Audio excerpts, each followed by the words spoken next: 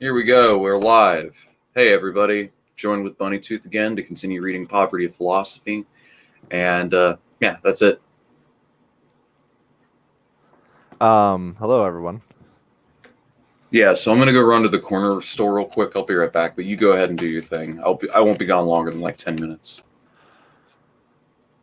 So before I start reading, I just want to do like a little introduction thing. Since last time we didn't really do one. I'm trying to think of okay, so most of y'all probably already know that the poverty of philosophy, of course, it's a criticism of Pierre-Joseph Proudhon by Marx, but what people don't tend to talk about with poverty of philosophy, because they don't tend to talk about poverty of philosophy in general, is that it was the first basically break between Marxists and anarchists, considering that Pierre-Joseph Proudhon was like the first anarchist. Another thing is that with the young and mature Marx dichotomy, which if you want to look into that, just look up, young Marx on, on Google. Lenin considered it to be the first text that started the poverty of that started the mature Marx. And just to put very simply on like the differences is that in the early days of like when Marx was first writing, he was speaking in more Hegelian humanist terms and talking about things like, things that we talk about like today, like alienation, consciousness, all that jazz. But then later on, with the mature Marx, he comes into basically this political economic thinker, the political economic thinker that we all know and love. And this is actually a pretty big deal when it comes to uh, the contributions of thinkers such as Louis Althusser, Georg Lukács, if you know like the whole Marxist humanist trend, the Praxis school, all that stuff. So it's a very interesting thing to look into, but just to kind of talk about the significance of the poverty philosophy. But besides that, even the Marxist, the Marx Lenin or Marx Engels Lenin Institute of Moscow, which was like one of the main libraries of Marxist Leninist thinking in the Soviet Union, did not consider it a fundamental work. So just to put that out there. Just one minute. Let me just pull this up.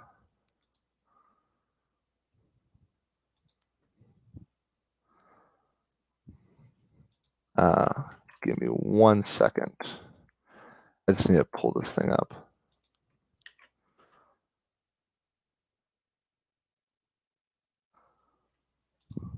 All right, here we go. Here we go. So we left off with part or section 3, application of the law of the proportionality of value in the poverty of philosophy, chapter 1, a scientific discovery.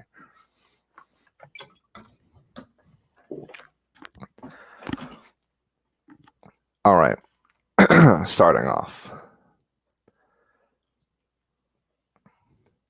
A, money.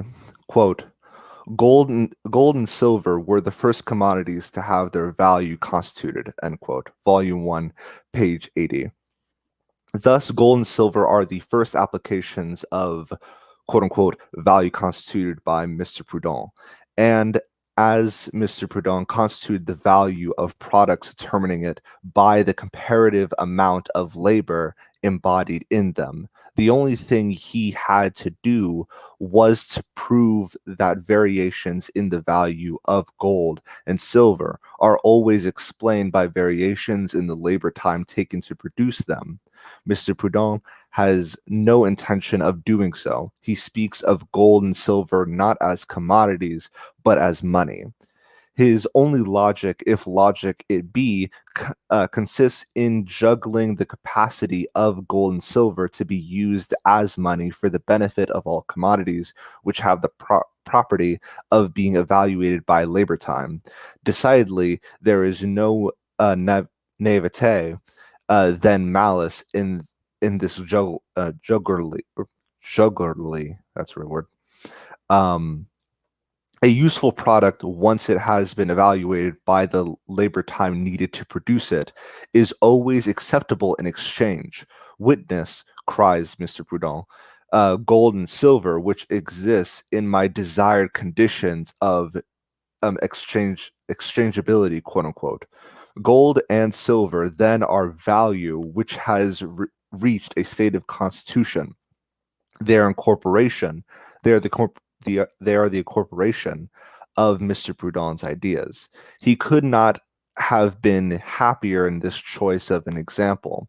Gold and silver, apart from their capacity of being commodities, evaluated like other commodities in labor time, have also the capacity of being the universal agents of exchange, of being money.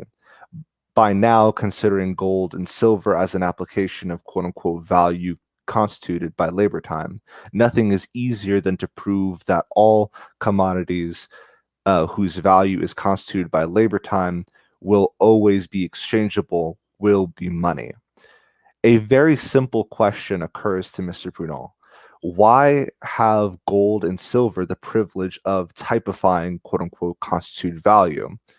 Quote, the special function which usage has developed upon the precious metal, that of serving as a medium of trade, is purely conventional, and any other commodity could, less conveniently perhaps, but just as reliably, fulfill this function.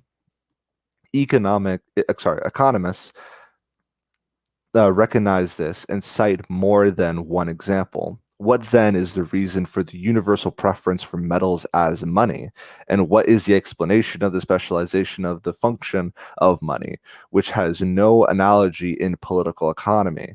Is it possible to reconstruct the series from which money seems to have been broken away? And hence to trace it back to its true principle, end quote. Volume 1, page 68 to 69. Straight away, by formulating the question in these terms, Mr. Proudhon has presupposed the existence of money.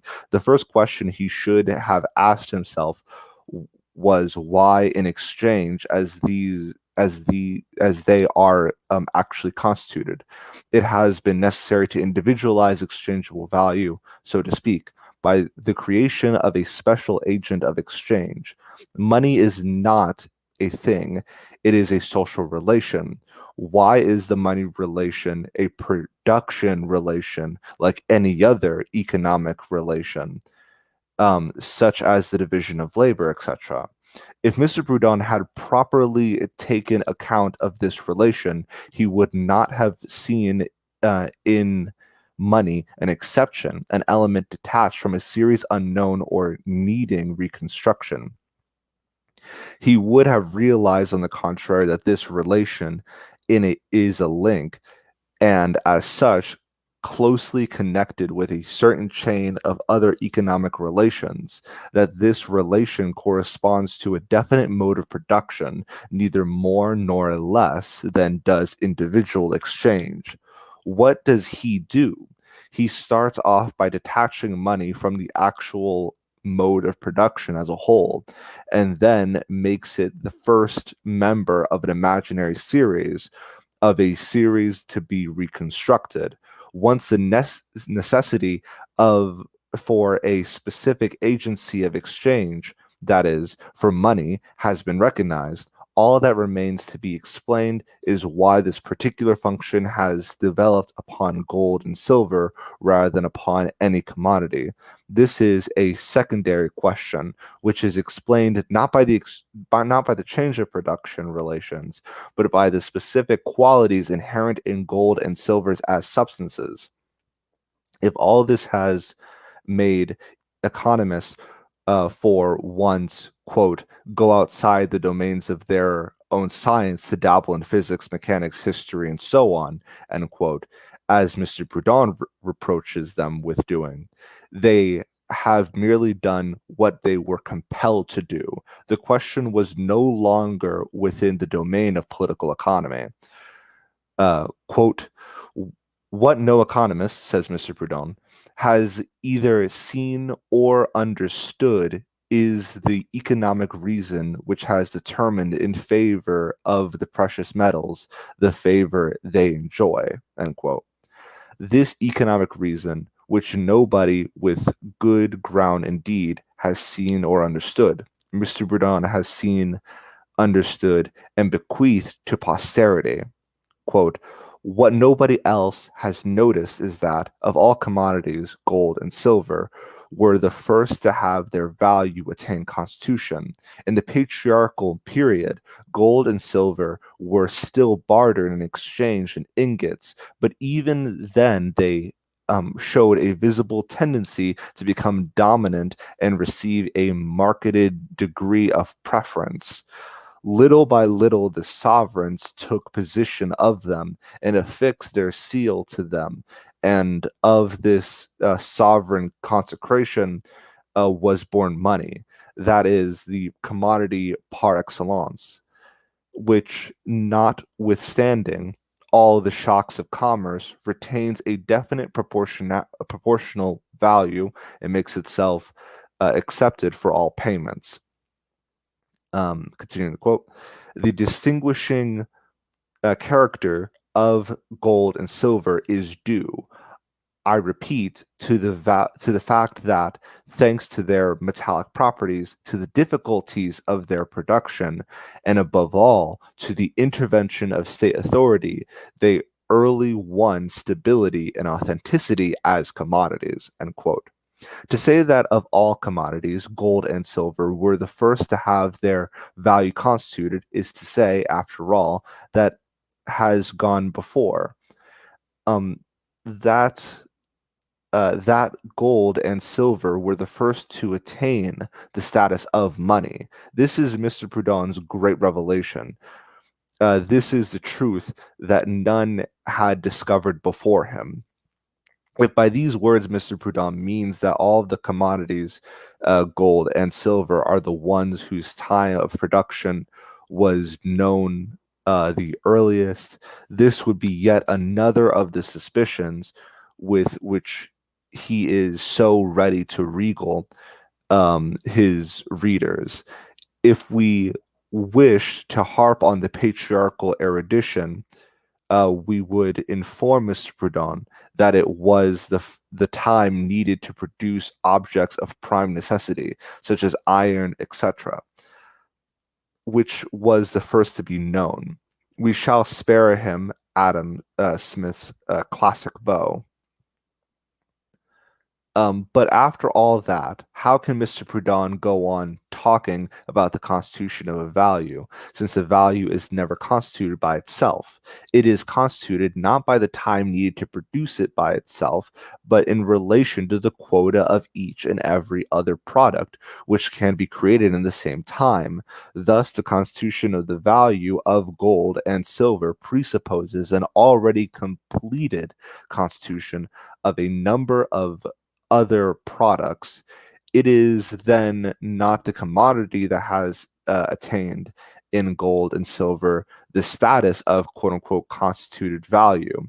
It is Mr. Proudhon's constituted value, quote unquote, that has attained in gold and silver the status of money. Let us now make a closer examination of these quote-unquote economic reasons, which, according to Mr. Proudhon, have bestowed upon gold and silver the advantage of being raised to the status of money sooner than other products, thanks to their having passed through the constitutive phase of value. These economic reasons are the quote visible tendency to become dominant, end quote, the quote marked preferences, end quote, even in the patriarchal period, quote unquote, and other circumlocutions. I don't know how to say that, about the actual fact, which increase the difficulty since they multiply the fact by multiplying the incidents, which Mr. Proudhon brings in to explain the fact. Mr. Proudhon has not yet exhausted all the so-called economic reasons. Here is one of sovereign, irresistible force. Quote, money is born of sovereign consecration. The sovereigns take position of gold and silver and affix their seal to them, end quote. Thus, the whim of sovereigns is, for Mr. Proudhon, the highest reason in political economy. Truly, one must be destitute of all historical knowledge not to know that is the sovereigns who in all ages have been subject to economic conditions, but they have never dedicated laws to them. Legislation, whether political or civil, never does more than proclaim, express in words the will of economic relations. Was it the sovereign who took possession of gold and silver to make them the universal agents of exchange by affixing his seal to them? Or was it not rather these universal agents of exchange which took possession of sovereign and forced him to affix his seal to them, and thus give them a political consecration? The impress, which was and is still given to money, is not that of its value, but of its weight. The stability and authenticity of Mr. Proudhon speaks of applying only to the standard of money, and this standard indicates how much metallic matter is there in the coin piece of money.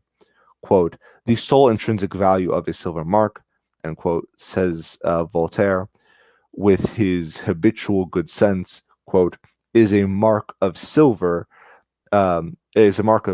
silver half a pound weighing 8 ounces. The weight and the standard alone form this intrinsic value, end quote. This is from System of Law by Voltaire. But the question, how much is an ounce of gold or silver worth, remains nonetheless. If a cashmere from the Grand Colbert stores bore the trademark pure wool, this trademark would not tell you the value of cashmere.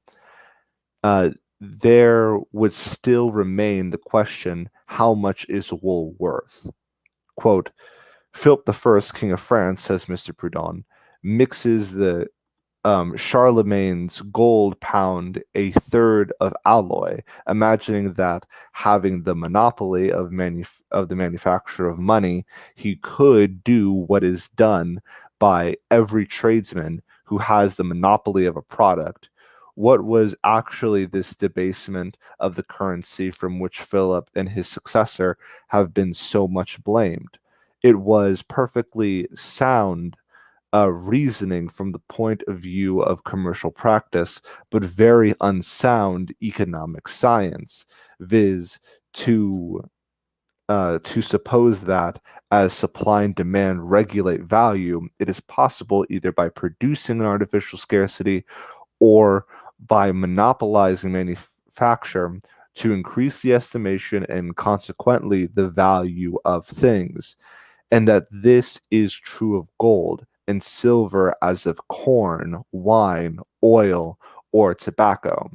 But Philip's fraud was no sooner suspected than his money was reduced to its true value, and he himself lost what he had thought to gain from his subjects. The same thing has happened as a result of every similar attempt, end quote. This is from volume 1, pages 70 to 71. It has been proved times without number that if a prince takes into his head to debase the currency, it is he who loses. What he gains once at the first issue, he loses every time the falsified coinage returns to him in the form of taxes, etc. But Philip and his successors were able to protect themselves more or less against this loss, for once the debased coinage was put into circulation, they hastened to order a general reminting of money on the old footing. And And besides, if Philip I had really reasoned with Mr. Proudhon, he would not have reasoned well. Quote, from the commercial point of view, end quote. Neither Philip nor Mr. Proudhon displays any mercantile genius in imagining that it is possible to alter the value of gold as well as that of every other commodity merely because their value is determined by the relation between supply and demand. Okay, one moment. Let me just have some water.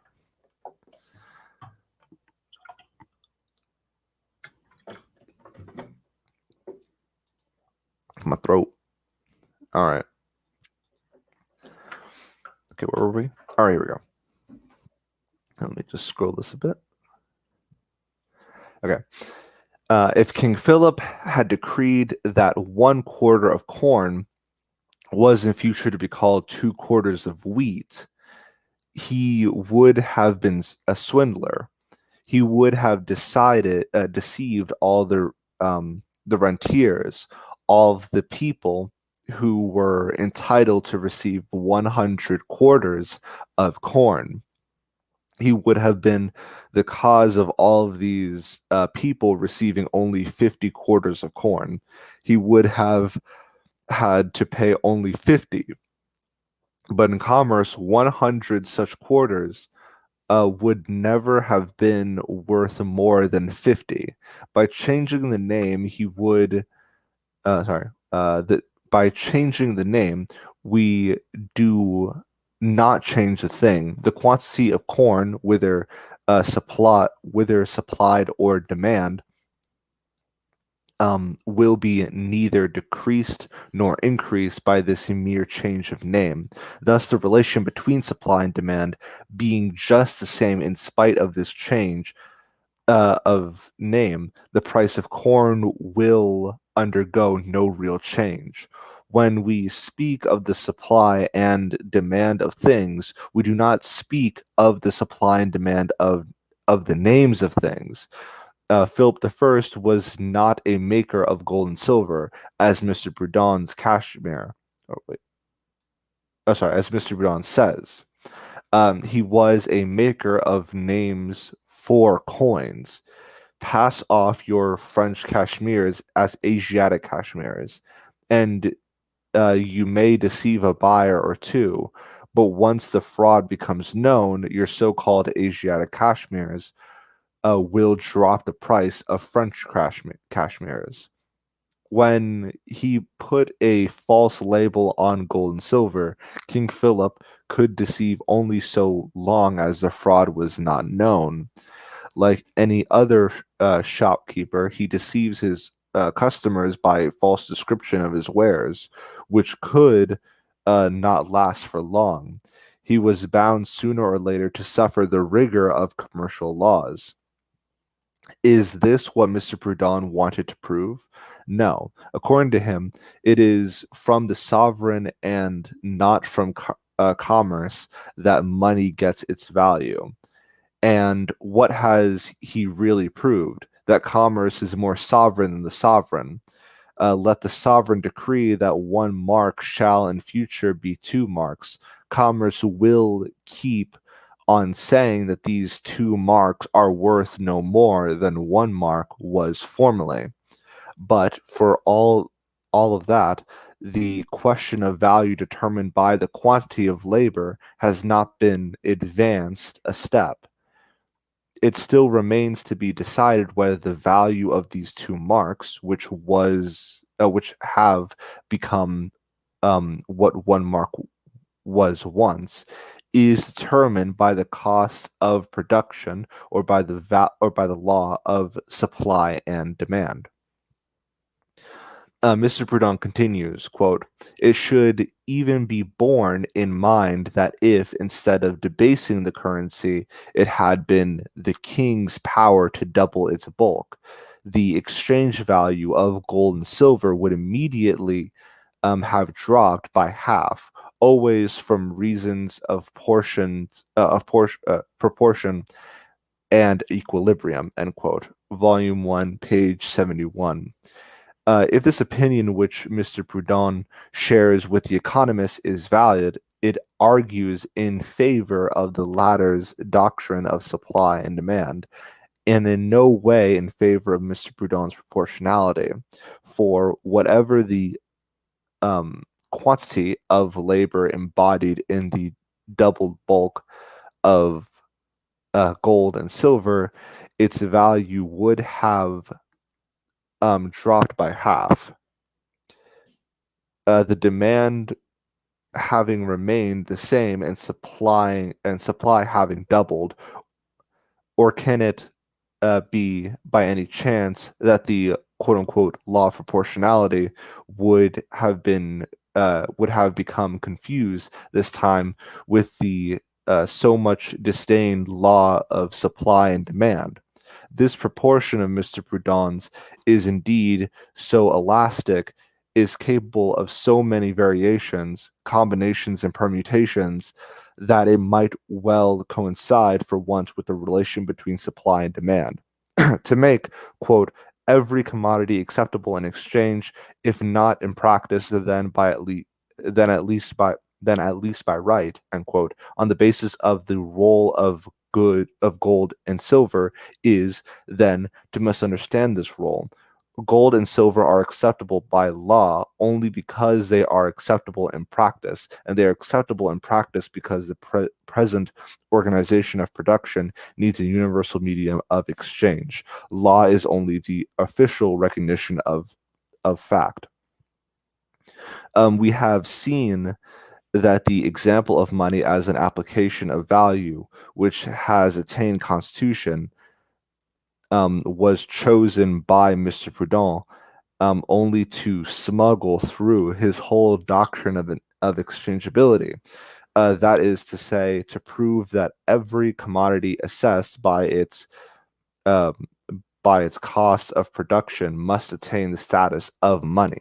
All this would be very fine were it not for the awkward fact that precisely gold and silver, as money, are of all commodities the only ones not determined by their cost of production. And this is so true that in circulation they can be replaced by paper, so long as there is a certain proportion observed between the requirements of circulation and the amounts of money issued, be it paper, gold, platinum, or copper money. There can be no question of a proportion to be observed between the intrinsic value, cost of production, and the nominal value of money. Doubtless, in international trade, money is determined, like any other commodity, by labor time. But it is also true that money and silver in international trade are means of exchange as products and not as money. In other words, they lose this characteristic of quote unquote stability and authenticity, of quote unquote sovereign consecration, which for Mr. Proudhon forms their specific characteristic. Ricardo understood the truth so well that after basing his whole system of on value determined by labor time, and after saying, quote, gold and silver, like all other commodities, are valuable only in proportion to the quantity of labor necessary to produce them and bring them to market, end quote. He adds, nevertheless, that the value of money is not determined by the labor time its substance embodies, but by the law of supply and demand only. Quote, though paper money, has no intrinsic value, yet by limiting its quantity, its value in exchange is as great as an equal denomination of coin or of bullion in that coin. On the same principle, too, namely, by limitation of its quantity, a debased coin would circulate at the value it should bear. If it were of the legal weight and fineness, and not at the value of the quantity of metal which it actually contained. In the history of the British coinage, we find accordingly that the currency was never depreciated in the same proportion that it was debased, the reason of which was that it never was increased in quantity in proportion to its diminished intrinsic value, end quote. This is from Ricardo, pages 206 to 207. This is what J.B. Say observes on the passage of Ricardo's. Quote, this example should suffice, I think, to convince the author that the basis of value is not the amount of labor needed to make a commodity, but the need felt for that commodity balanced by its scarcity, end quote. References to Say's notes on the French edition of Ricardo's book, Volume 2, pages 206, 207 again. Thus, money, which for Ricardo is no longer a value determined by labor time, and which J.B. says, therefore, takes an example to convince Ricardo that the other value could not be determined by labor time either. This money, I say, taken by J.B. Say, as an example of a value determined exclusively by supply and demand, becomes for Mr. Proudhon the example par excellence of the application of value constituted by labor time. To conclude, if money is not a value, quote unquote, constituted by labor time, it is all the less likely that it could have anything in common with Mr. Proudhon's true, quote unquote, proportion. Gold and silver are always exchangeable because they have these special function of serving as the universal agent of exchange, and in no wise because they exist in a quantity proportional to the sum total of wealth, or to put it still better, they are always proportional because alone of all commodities they serve as money, the universal agent of exchange, whatever their quantity in relation to the sum total of wealth. Quote, a circulation can never be abundant as to overflow, for by diminishing its value in the same proportion, you will increase its quantity, and by increasing its value, diminish its quantity, end quote.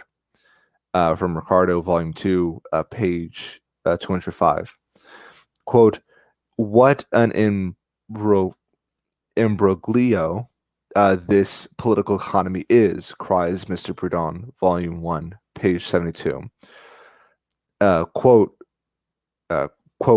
cursed gold, cries the communist flippantly through the mouth of Mr. Proudhon.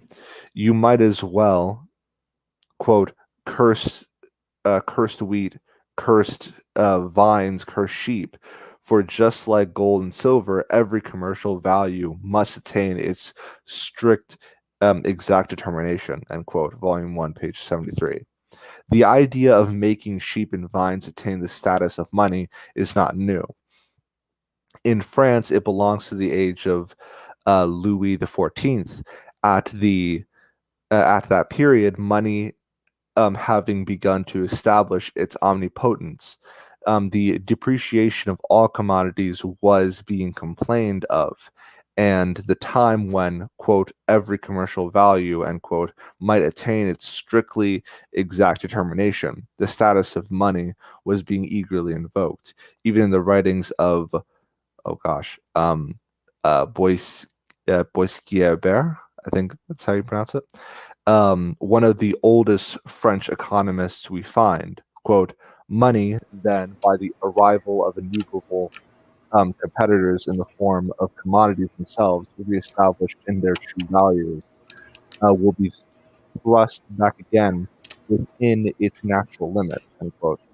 I don't know how to say that. I think the Economist Financiers, page 422. One sees that the first illusions of the bourgeoisie are also their last. Do you want to continue Yeah, on? I can do the next segment. I'm just making sure my mic's on. All right. Yeah, I'll read this part and then some change. B. Surplus labor.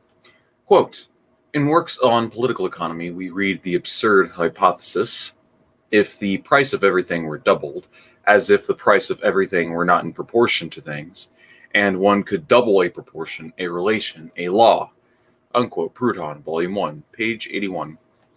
Economists have fallen into this error through not knowing how to apply the law of proportionality and of constituted value. Unfortunately, in the same work by Mr. Proudhon, Volume 1, page 110, we read the absurd hypothesis that, quote, if wages rose generally, the price of everything else would rise, unquote. Furthermore, if we find the phrase in question in works on political economy, we also find the explanation of it.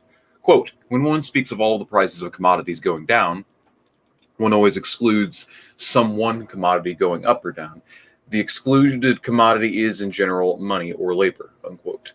The Encyclopedia of Metropolitana or Universal Dictionary of Knowledge, Volume 4, article Political Economy, Senior London, 1836. Regarding the phrase under discussion, see also J. St. Mill, Essays on Some Unsettled Questions of Political Economy, London, 1844, and Tooke, A History of Princes, etc., London, 1838. Full reference is Tooke, A History of Prices and the State of Circulation from 1793 to 1837, volumes 1 to 2, London, 1838.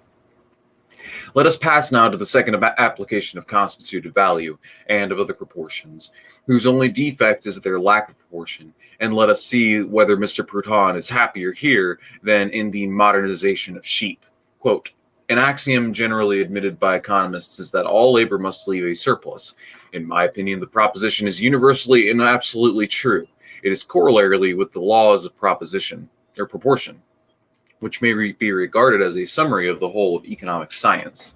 But if the economists will permit me to say so, the principle that all labor must leave a surplus is meaningless according to their theory and is not susceptible to any demonstration, unquote. Proudhon, Volume 1, page 73. To prove that all labor must leave a surplus, Mr. Proudhon personifies society. He turns into a person, society, a society which is not by any means a society of persons, since it has its laws apart, which have nothing in common with the persons of which society is composed, and its, quote, own intelligence, unquote, which is not the intelligence of common men, but an intelligence devoid of common sense. Mr. Proudhon reproaches the economists with not having understood the personality of this collective being. We have pleasure in confronting him with the following passage from an American economist who accuses the economists of its just the opposite. Quote, the moral entity, the grammatical being, called a nation, has clothed in attributes that have no real existence except in the imagination of those who metamorphosize a word into a thing. This has given rise to many difficulties and in some deplorable misunderstanding in political economy, unquote. Cooper, Lectures on the Elements of Political Economy, Columbia, 1826. Quote, this principle of surplus labor, continued Mr. Proudhon, is true of individual only because it emanates from society, which thus confers on them the benefits of its own laws, unquote. Volume 1, page 75. Does Mr. Proudhon mean thereby merely that the production of social individual exceeds that of the isolated individual? Is Mr. Proudhon referring to this excess of production of associated individuals over that of non-associated individuals? If so, we could quote him 100 economists who have expressed this simple truth without any of the mysticism of which Mr. Proudhon surrounded himself. Thus, for example, this is what Mr. Sadler says, quote, combined labor produces results which individual exertion could never accomplish. As mankind, therefore, multiply in number, the product of their united industry would greatly exceed the amount of any mere arithmetical addition calculated on such an increase. In the mechanical arts, as well as in pursuit of science, a man may achieve more in one day than a solitary individual could perform in his whole lifetime. Geometry says that the whole is only equal to the sum of all of its parts. As applied on the subject before us, this axiom would be false. Regarding labor, the great pillar of human existence, it may be said that the entire product of combined with exertion almost infinitely succeeds all which individual and disconnected efforts could possibly accomplish, unquote. T. Sadler, The Laws of Population, London, 1830, Volume 1, pages 83 to 84. To return to Mr. Proudhon, surplus labor, he says, is explained by the person, society.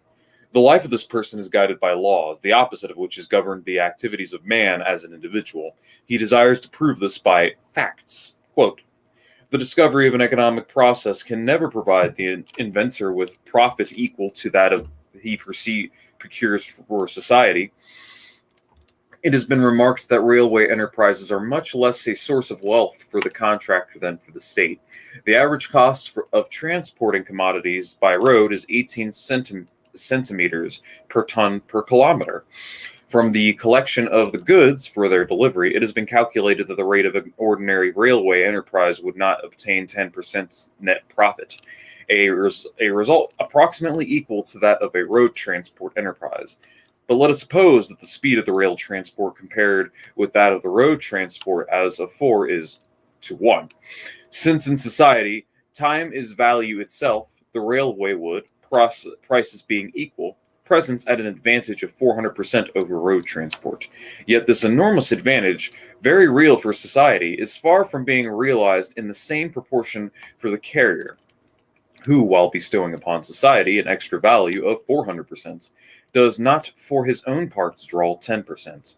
To bring the matter home still more pointedly, let us suppose, in fact, that the railway puts up its rate to 25 centimeters. The cost of the road transport remains at 18. It would instantly lose all consignments. Senders, receivers, everybody would return to the van, to the primitive wagon if necessary. The locomotive would be abandoned. A social advantage of 400% would be sacrificed to a private loss of 35%. The reason for this is easily grasped. The advantage resulting from the speed of the railway is entirely social, and each individual participates in it only in a minute proportion. It must be remembered that the moments we are dealing only with the transport of goods. While the loss strikes the consumer directly and personally, a social profit equal to 400 represents for the individual. If society is composed only of 1 million men, 4 10,000ths, which is a loss of 33% of the consumer goods, would suppose a social deficit of 33 million. Mr. Proudhon, Volume 1, pages 75 to 78.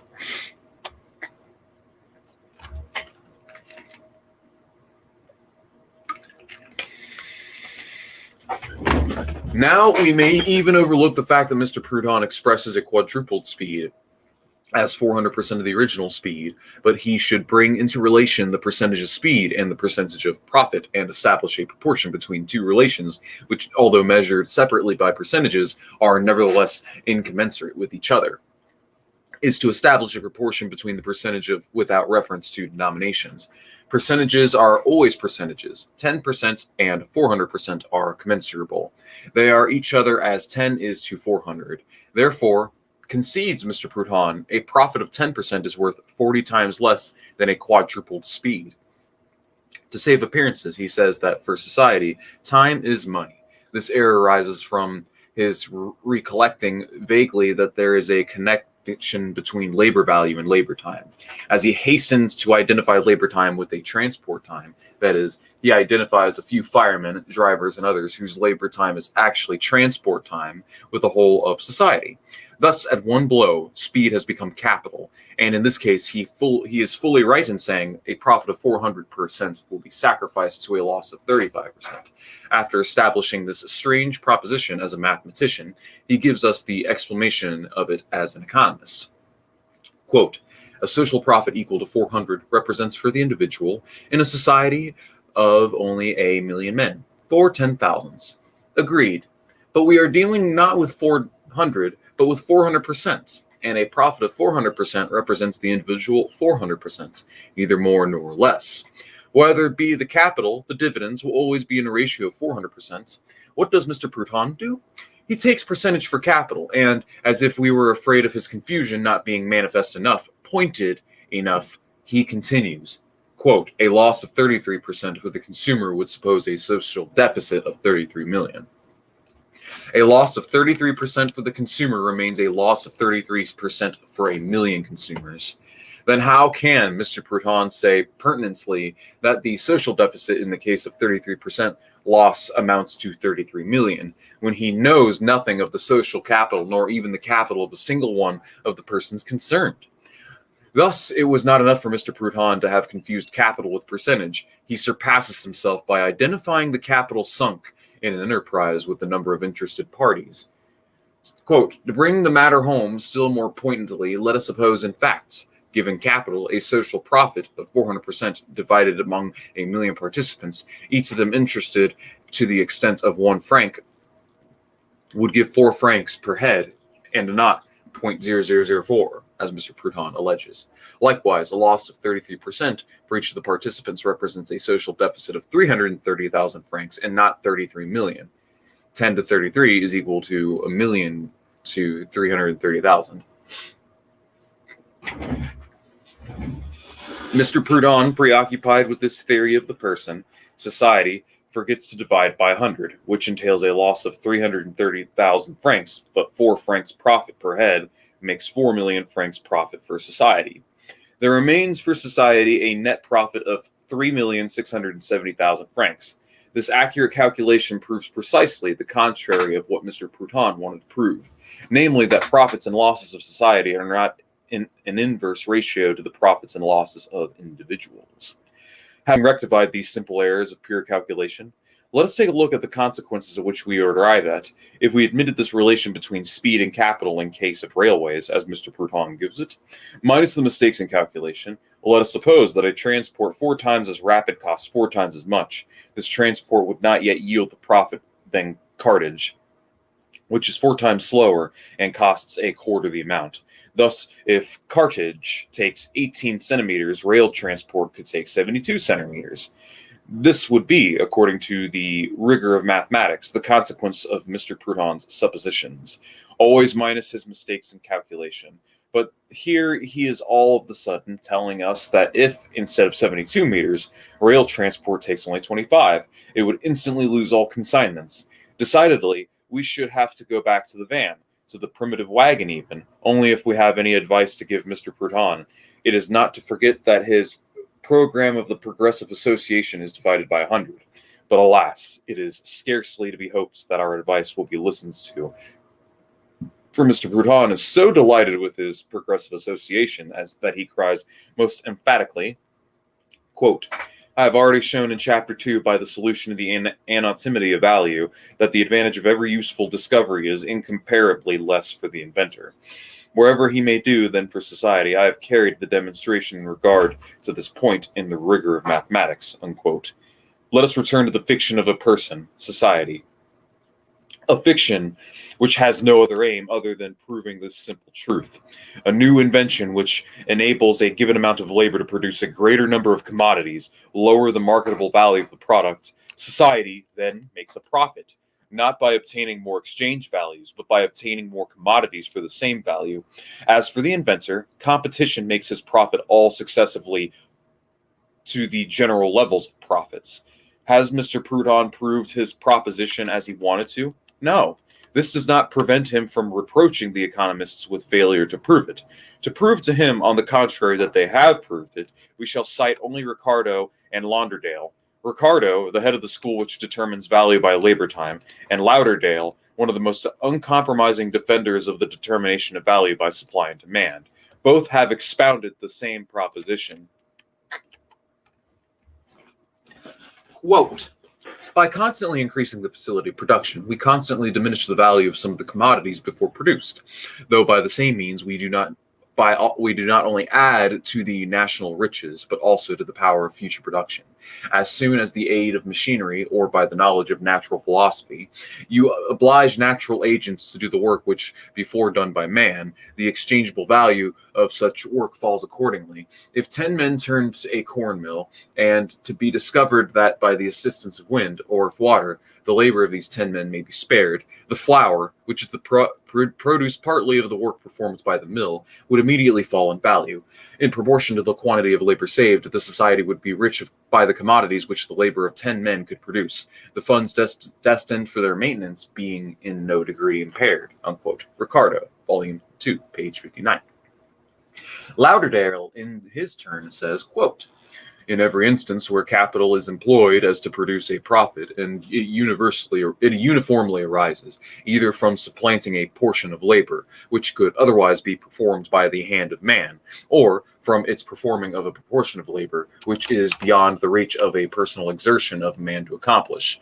The small profit which the proprietors of machinery generally acquire, when compared to the wages of labor, which the machine supplants, may perhaps create a suspicion of the rectitude of this opinion.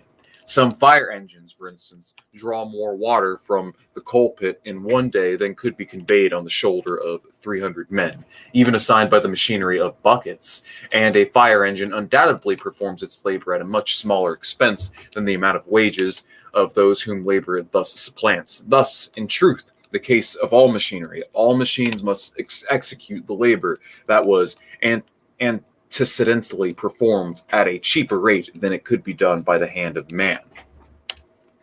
If such privilege is given to the invention of a machine, which performs by the labor of one man a quantity of work that is used to take labor of four, as the possession of the exclusive privilege prevents any competition in doing the work, but what proceeds from the labor of the workmen, their wages, as long as the patent continues, must obviously form the measure of the patentee's charge, that is, secure employment.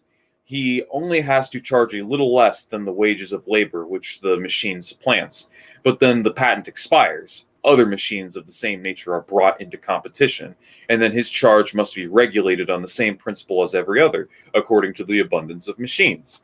The profit of capital employed, though it arises from the supplanting labor, comes to be regulated, not by the value of labor it supplants, but, in all other cases, by the competition among the proprietors of capital that presents itself for performing the duty, and the demand for it. Finally, then, so long as the profit is greater than the other industries, capital will be thrown into a new industry until the rate of profit falls to the general level. We have seen that the example of the railway was scarcely suited to throw any light on his fiction of the person. Society, nevertheless, Mr. Proudhon boldly resumes his discourse. Quote, with these points cleared up, nothing is easier than to explain how labor must leave surplus for each producer. Unquote. Volume 1, page 77. What now follows belongs to a classical antiquity. It is a poetic narrative intended to refresh the reader after the fatigue which the rigor of preceding mathematical demonstrations must have caused him. Mr. Proudhon gives the person, scarcely, the name of Prometheus, whose high deed he glorifies in these terms. Quote, first of all, Prometheus emerging from the bosom of nature awakens to life, and a delightful inertia, etc., etc. Prometheus sets to work, and on this first day, the first day of the second creation, Prometheus's product, that is, his wealth, his well-being, is equal to 10. On the second day, Prometheus divides his labor, and his product becomes equal to 100. On the third day, and on each of the following days, Prometheus invents machines, discovers new utilities in his bodies, new forces of nature. With every step of his industrial activity, there's an increase in the number of his products, which marks an enchantment of happiness for him. And since, after all, to consume is for him to produce, it is clear that every day's consumption, using only the product of the day before, leaves a surplus product for the next day. Unquote. Volume 1, page 77 to 78. This Prometheus of Mr. Proudhon is a queer character, as weak in logic as in political economy. So as long as Prometheus merely teaches the division of labor, the application of machinery, the exploitation of natural forces, and the scientific power, multiplying the products and forces of men and giving a surplus compared to the produce of labor in isolation, this new Prometheus has the misfortune of only coming too late. But the moment Prometheus starts talking about the production and consumption, he becomes nearly ludicrous. To consume for him is to produce. He consumes the next day what he produces in the day before, so that he always is one day in advance. This day in advance is his surplus labor. But if he consumes the next day what he has produced in the day before, He must, on the first day, which has no day before, have done 2 days' work in order to become 1 day in advance later on. How did Prometheus earn this surplus on the first day, when there was neither division of labor nor machinery, nor even any knowledge of physical forces other than fire? Thus, the equation for all being carried back, quote, to the first day of the second creation. It has not advanced a single step forward. This is the way of explaining things, saviors both Greek and of Hebrew. It is once mystical and allegorical. It gives Mr. Proudhon a perfect right to say, quote, I have proved a theory and by facts a principle that all labor must have a surplus. The facts are the most progressive calculation. The theory is the myth of Prometheus. But, continues Mr. Proudhon, this principle, while being a certain as arithmetical proposition, is as yet far from being realized by everyone, whereas with the progress of collective industry, every day's individual labor produces a greater and greater product, whereas, therefore, by a necessary consequence, the workers with the same wage ought to become richer every day. There actually exists states in society which profits and others which decay. Volume 1, page 79 to 80. In 1770, the population of the United Kingdom of Great Britain was 15 million, and the productive population was 3 million. The scientific power of production equaled a population of about 12 million individuals more. Therefore, altogether 15 million forces. Thus, a productive power was to the population as 1 is to 1, and the scientific power was to the manual power as 4 is to 1. In 1840, the population didn't exceed 30 million. The productive population was 6 million. The scientific power accounted to 650 million. That is, it was the whole population as 21 is to 1, and the manual labor is as 108 is to 1. In English society, the working day thus acquired in 70 years a surplus of 2,700% productivity. That is, in 1840, it produced 27 times as much as in 1770. According to Mr. Proudhon, the following questions should be raised. Why was not the English worker as of 1840 27 times as rich as the one in 1770? In raising such a question, one would naturally be supposing that the English could have produced this wealth without the historical conditions in which it was produced, such as private accumulation of capital, the modern division of labor, automatic workshops, anarchical competition, the wage system, in short, everything that is based upon class antagonism. Now, these were precisely the necessary conditions of existence for the development of the productive forces and of surplus labor. Therefore, to obtain this development of productive forces and this surplus labor, there had to be classes which profited and classes which decayed. What then, ultimately, is this Prometheus resuscitated by Mr. Proudhon? It is society, social relations based on class antagonism. These relations are not relations between individual and individual, but between worker and capitalist, between farmer and landlord, etc. Wipe out these relations, and you annihilate all society, and your Prometheus is nothing but a ghost without arms or legs. That is, without automatic workshops, without division of labor. In a word, without everything that you gave him to start with in order to make him obtain this surplus labor.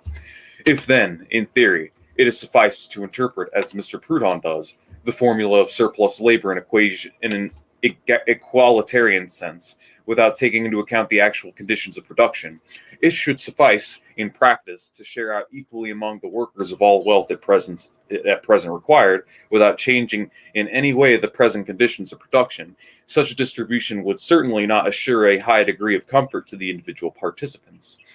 But Mr. Proudhon is not so pessimistic as one might think. As proposition is everything for him. He has to see in his fully equipped Prometheus, that is, in present-day society, beginnings of a realization of his favorite idea. Quote, but everywhere, too, the progress of wealth, that is, the proportion of values, is the dominant law. And when economists hold up against complaints of social party, the progressive growth of the public wealth, and the improved conditions of even the most unfortunate classes, they unwittingly proclaim a truth which the condemnation of their theories, unquote. Volume 1, page 80. What is exactly collective wealth, public fortune? It is the wealth of the bourgeoisie, not that of each bourgeoisie in particular. Well, Economists have done nothing but show how, in the existing relations of production, the wealth of the bourgeoisie has grown and must still grow further. As for the working classes, it still remains a very debatable question whether their condition has improved as a result of the increase in the so-called public wealth. If economists, in support of their optimism, cite the example of the English workers employed in the cotton industry, they see the conditions of the latter days in the rare moments of trade prosperity. These moments of prosperity are in the periods of crisis of stagnation and the true proposition of 3 to 10. But perhaps so, in speaking of improvements, the economists were thinking of the millions of workers who had to perish in the East Indies so as to produce for the 1.5 million workers employed in England in the same industry 3 years' prosperity out of 10. As for the temporary participation in the increase in public wealth, that is a different matter. The fact of temporary participation is explained by the theory of the economists. It is the confirmation of this theory and not its condemnation, as Mr. Proudhon calls it. If there were anything to be condemned, it would surely be the system of Mr. Proudhon, who would reduce the worker, as we have shown, to the minimum wage, in spite of the increased wealth. It is only by reducing the worker to the minimum wage that he would be able to apply the true proportion of values of value constituted by labor time. It is because wages, as a result of competition, oscillate now above, now below the price of food necessary for the sustenance of the worker, that he can participate to a certain extent in the development of collective wealth, and can also perish from want. This is the whole theory of the economists, who have no illusion on the subject. After this lengthy digression on railways, on Prometheus, and on the new society to be reconstituted on constitutive value, Mr. Proudhon collects himself, emotion overpowers him, and he cries in fatherly tones, quote, I beseech the economists to ask themselves for a moment, in the silence of their hearts, far from the prejudices that trouble them in regards of the employments they are engaged in or hope to obtain, of the interests they subverse, or the approbation to which they aspire, of the honors which nurse their vanity. Let them say, therefore, before this day, the principle that all labor must leave a surplus appeared to them with this chain of premises and consequences that we have revealed. Unquote. Volume 1, page 80. So how do you want to... I was thinking of splitting this up so I'll do the top all the way to fifth observation, because the second, third, and fourth, I believe, are pretty short, and then you can do sixth and seven, because they're like the sixth one is like pretty medium, but the seventh one is relatively long. Yeah, I can do the second half, 6 and 7. Go ahead. Okay. But you ain't gonna talk my radio reading voice. Come on, more energy. Give me some enthusiasm here. All right, so this is chapter 2, the metaphysics of political economy. The method, part 1, the method. Here we are, right in Germany. We shall now have to talk metaphysics while talking political economy, and in this again, we shall but follow Mr. Proudhon's contradictions, quote unquote. Just now, he forced us to speak English, to become pretty well English ourselves.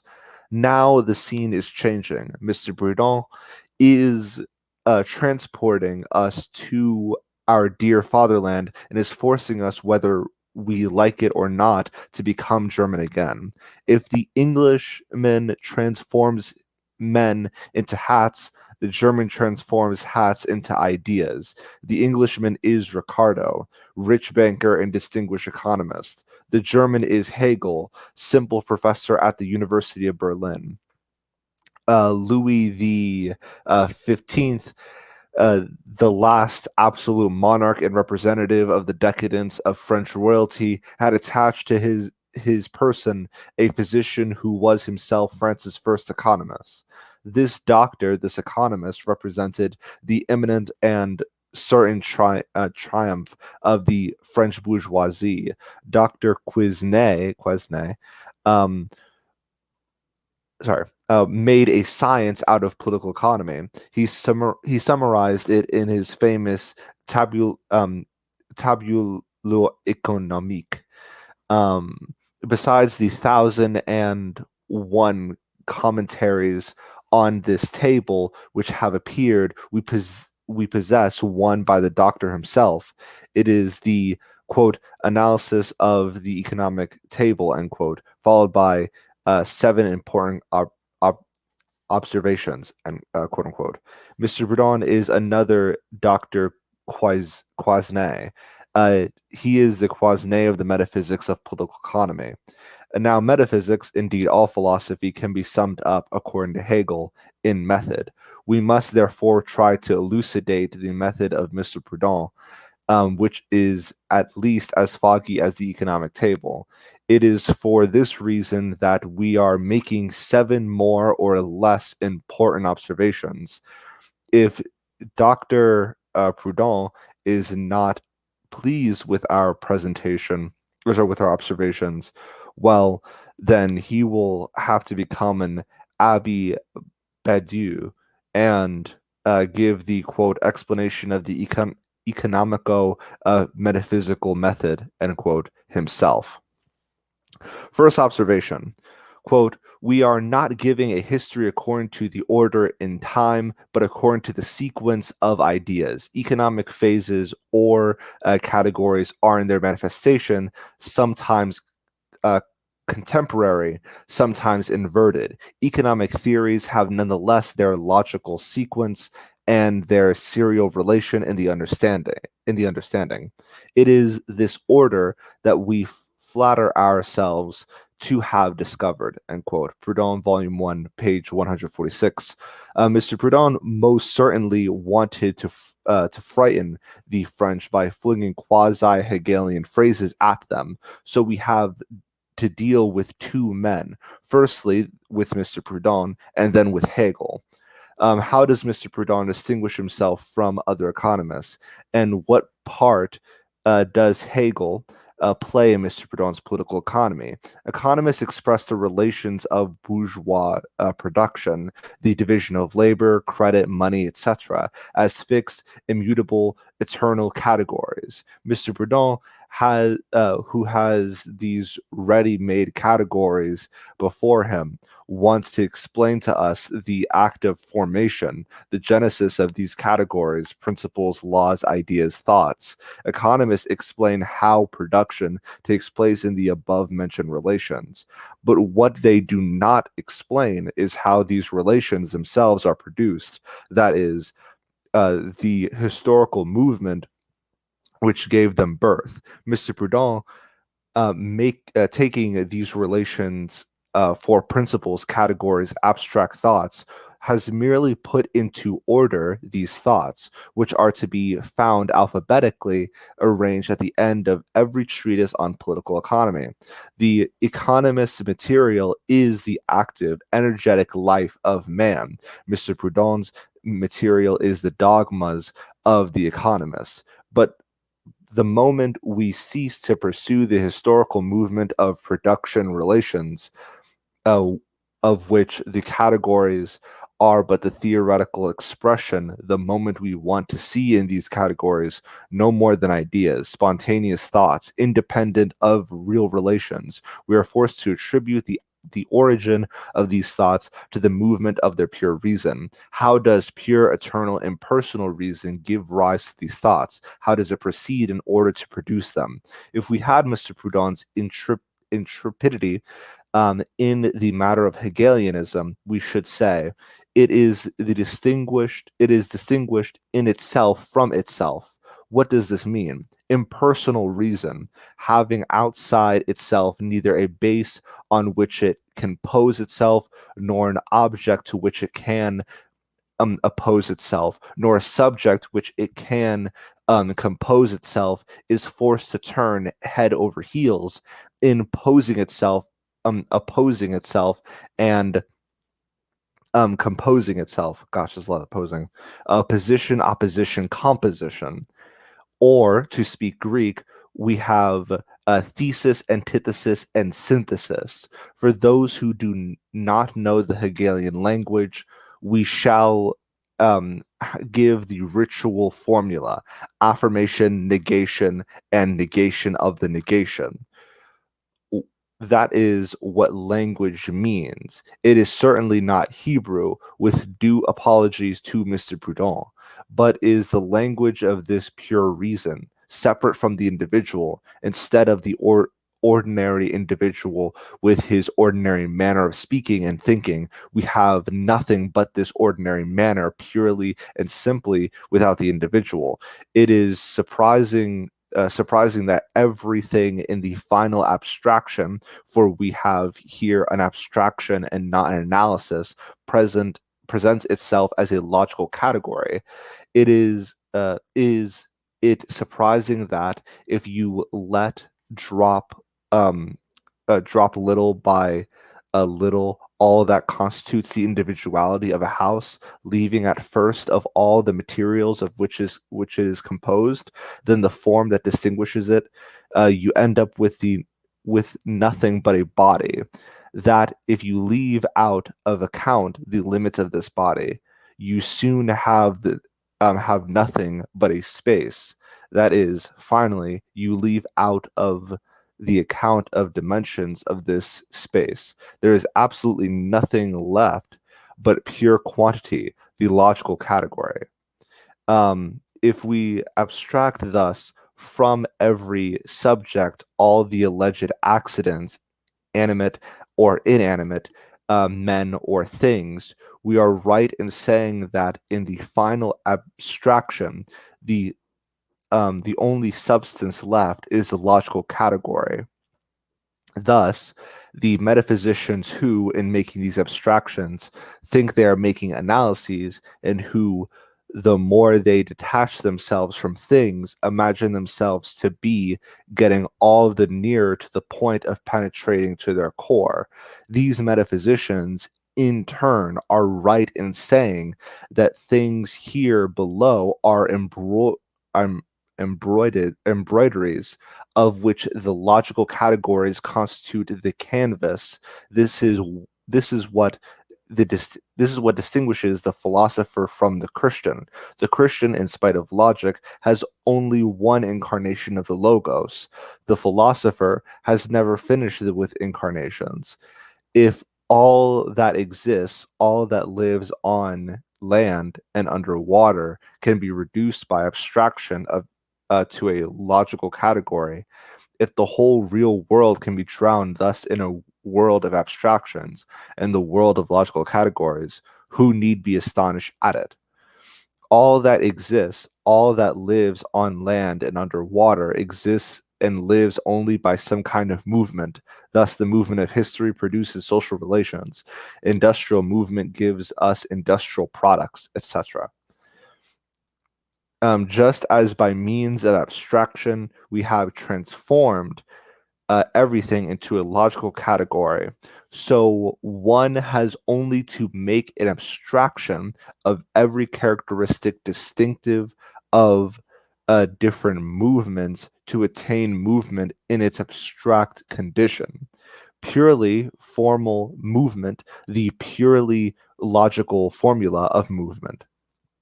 If one finds in logical categories the substance of all things, one imagines one has found in logical formula of movement the absolute method, which not only explains all things, but also implies the movement of things. It is of this absolute method that Hegel speaks in these terms. Quote, method is the absolute, unique, supreme, infinite force, which no object can resist. It is the tendency of reason to find itself again, to recognize itself in every object. This from Logic, Volume 3, page 29. All things being reduced to a logical category, and every movement, every act of production to method, it follows naturally that every aggregate of products and production, of objects and of movement, can be reduced to a form of applied metaphysics. What Hegel has done for religion, law, etc., Mr. Proudhon seeks to do for political economy. So, what is this absolute method? The abstraction of movement. What is the abstraction of what is the abstraction of movement? Movement in abstract condition. What is movement in abstract condition?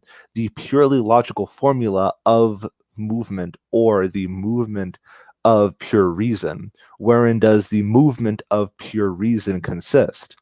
In opposing itself, composing itself, in formulating itself as thesis, antithesis, synthesis, or yet in affirming itself, negating itself, and negating its negation.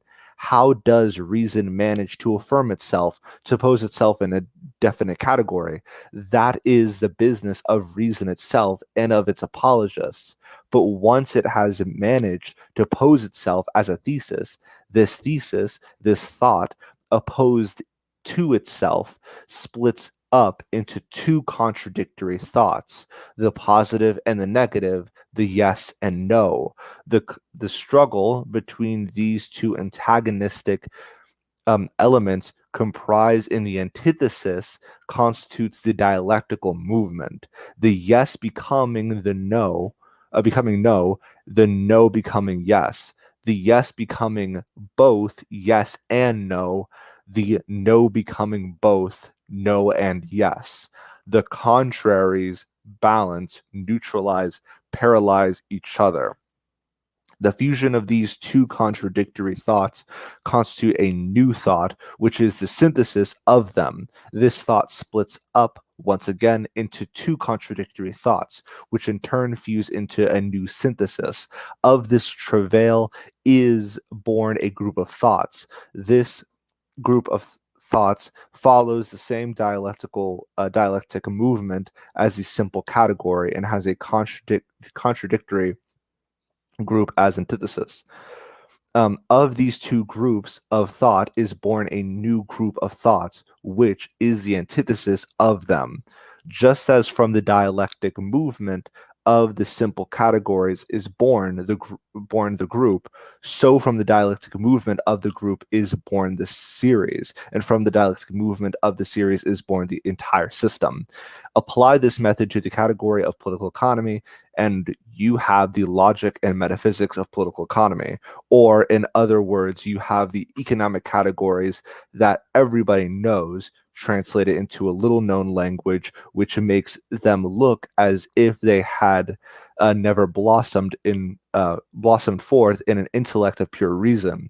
So much to do these categories seem to engender one another, to be linked up and intertwined with one another by the very working of the dialectic movement. The reader must not be alarmed at these metaphysics with all their scaffolding of categories, groups, series, and systems. Mr. Proudhon, in spite of all of these trouble, he has taken to the scale of the heights of the system of contradictions. Has never been able to raise himself above the first two rungs of simple thesis and antithesis, and even these he has mounted only twice, and on one of these two occasions he fell over backwards. Up to now, we have expounded only the dialectics of Hegel. We shall see later how Mr. Proudhon has succeeded in reducing it to the meanest proportions. Thus, for Hegel, all that has happened and is still happening is only just what is happening in his own mind. Thus, the philosophy of history is nothing but the history of philosophy and his own philosophy. There is no longer a quote history according to the order in time, end quote. There's only quote, the sequence of ideas in the understanding, end quote.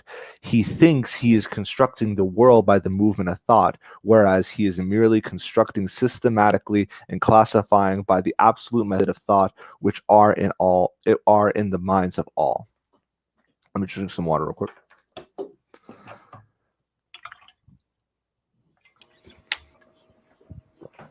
Water is good, guys. Always drink water. Stay hydrated. Yeah, stay hydrated. Actually, it's a huge problem in this country. Okay, second observation. Economic categories are only the theoretical expressions, the abstractions of the social relations of production. Mr. Proudhon, holding this upside down like a true philosopher, sees in actual relations nothing but the incarnation of the principles of these categories, which were slumbering.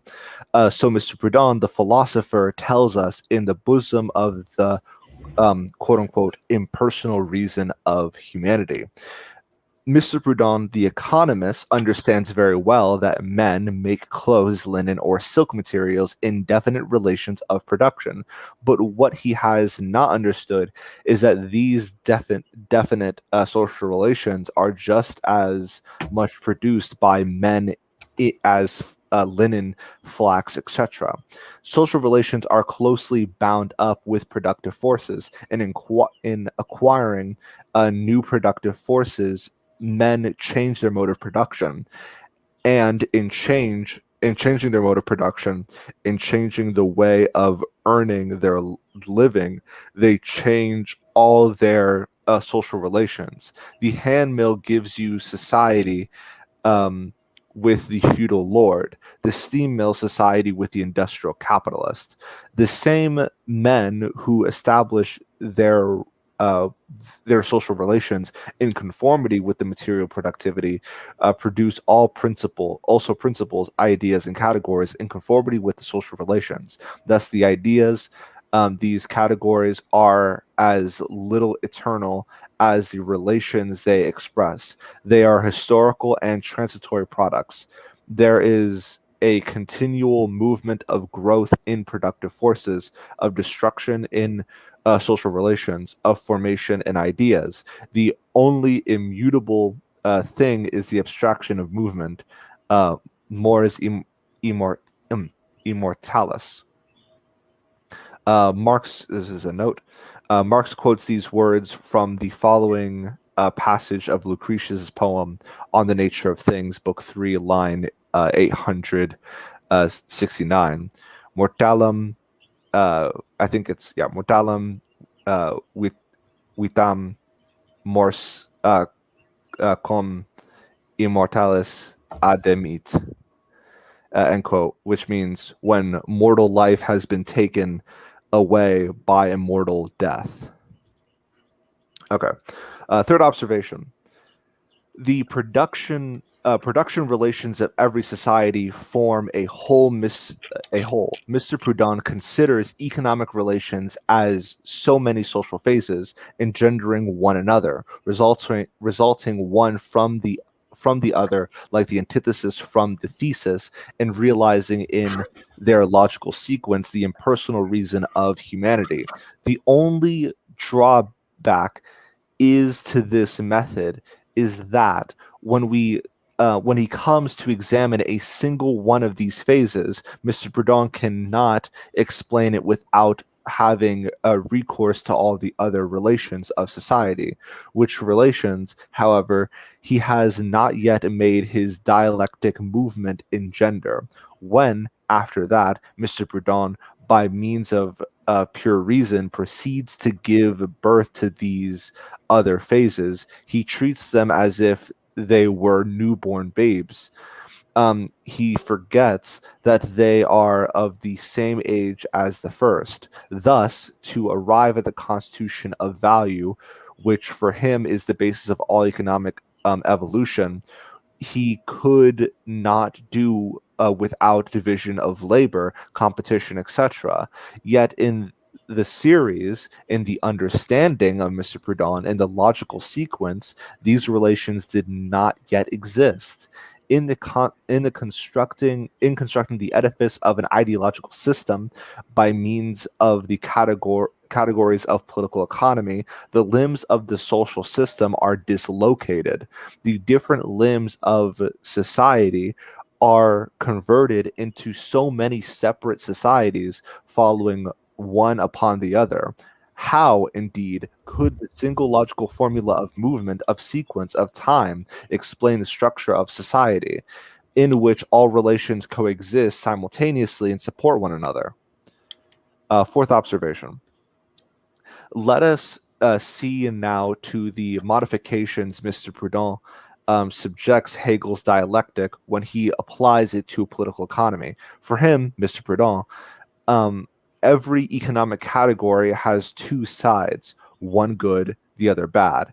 He looks upon these categories as the petit bourgeois. Petit bourgeois looks upon the great men of history. Napoleon was a great man. He did a lot of good. He also did a lot of harm. The good side and the bad side, the advantages and drawbacks taken together form for Mr. Proudhon the contradiction in every economic category. The problem to be solved to keep the good side while eliminating the bad. Slavery is an economic category like any other.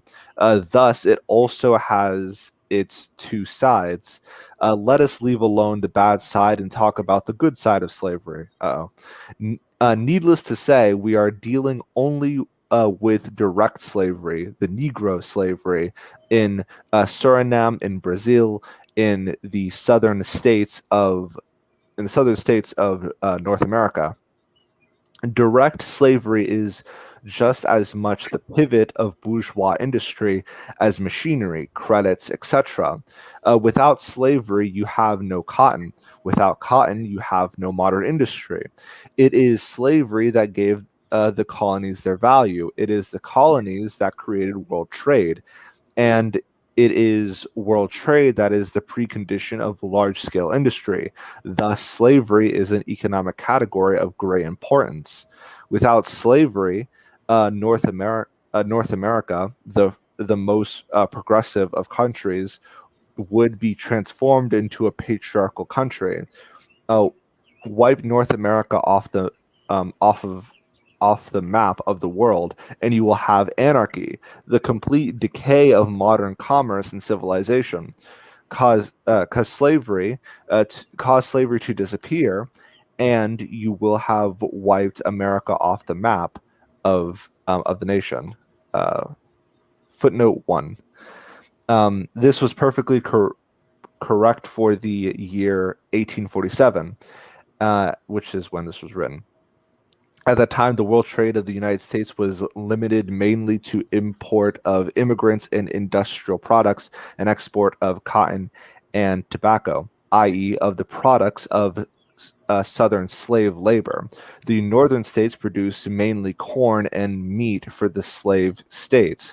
It was only when the North produced corn and meat for exports and also became an industrial country, and when the American cotton monopoly had to face powerful competition in India, Egypt, Brazil, etc., that the abolition of slavery became possible. And even this led to the ruin of the South, which did not succeed in replacing the open Negro slavery by the disguised slavery of Indian and Chinese coolies. Wait, what? Okay. FE. Okay. So, this is by Friedrich Engel in the 1885 German edition. Gotcha. Okay, back to it. Where are we? All right, here we go. Thus, slavery, because it is an economic category, has always existed among the institutions of the peoples. Modern nations have been able only to disguise slavery in their own countries, but they have imposed it without disguise upon the New World. What would Mr. Proudhon do to save slavery? He would formulate the problem thus: preserve the good side of this economic category, eliminate the bad. Hegel has no problems to formulate. He has only dialectics. Mr. Proudhon has nothing of Hegel's dialectics but the language. For him, the dialectic movement is the dogmatic distinction between good and bad. Let us, for a moment, consider Mr. Proudhon's himself as a category. Let us examine his good and bad side, his advantages and drawbacks. if he has the advantage over Hegel of setting problems which he reserves the right of solving for the greater good of humanity, he has the drawback of being stricken with sterility when it is a question of engendering a new category by dialectical birth throes. What constitutes dialectical movement is the coexistence of two contradictory sides, their conflict and their fusion into a new category. The very setting of the problem of eliminating the bad side cuts short the dialectical movement. It is not the category which is posed and opposed to itself by its contradictory nature. It is Mr. Proudhon who gets excited, perplexed, and frets and fumes between the two sides of the category. Caught thus in a blind alley from which it is difficult to escape by legal means, Mr. Proudhon takes a real flying leap with transports which transports him at one bound into a new category. Then it is that to his astonished gaze is revealed the serial relation in the understanding. He takes the first category that comes handy and attributes to it arbitrarily the quality of supply, a remedy for the drawbacks of the category to be purified. Thus, if we are to believe Mr. Proudhon, taxes remedy the drawbacks of monopoly, the balance of trade, the drawbacks of taxes, landed property, the drawbacks of credit. By taking the economic categories thus successively,